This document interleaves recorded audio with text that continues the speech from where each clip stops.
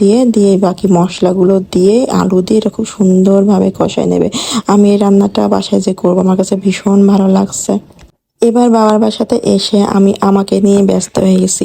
মানে একদমই আমার কেন জানি সব কিছুতে আমার সমস্যা।